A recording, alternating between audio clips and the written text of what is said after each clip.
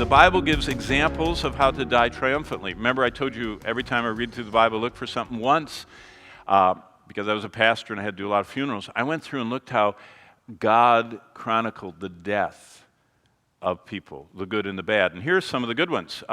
Jacob dies trusting the promises of God. You ought to read in Genesis 47 what he says. He calls God his shepherd that shepherded him all the way through his life. He said, Jacob, the patriarch, he says, God has been the shepherd I've followed all through my life. That's what he said on his deathbed to his kids gathered around him. Joseph, the one, the prince of Egypt, Joseph, he sits in bed and blesses all of his descendants and then asks them to carry his bones to the promised land. He believed God's promises so much. That's a great account. David dies exhorting his family to follow the Lord in 1 Kings 2. Stephen dies praising God and saying, I see the Son of Man. And it says Jesus was standing at the right hand of the Father. In other words, Jesus stood up to welcome his martyr Stephen home.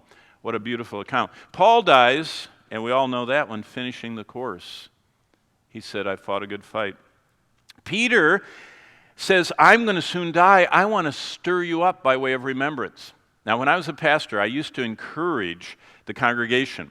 I would say, you need to write out your testimony and your favorite hymns and your favorite verse so that at your funeral, someone can read how you came to Christ, your favorite parts of the Scripture, and hymns.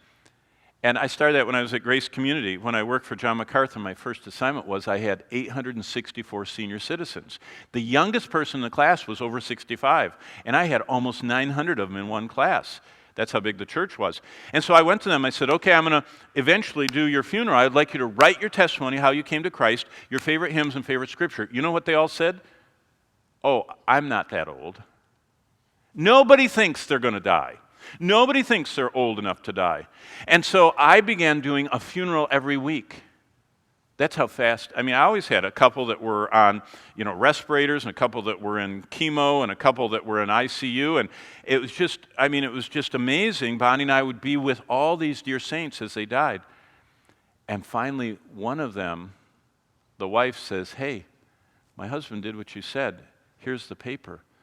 And he said, I want this read at my funeral. And he said, and he told his whole testimony of how he had been in the war and, someone shared the gospel with him and he came to Christ. And he said, and I am dying trusting in Jesus Christ.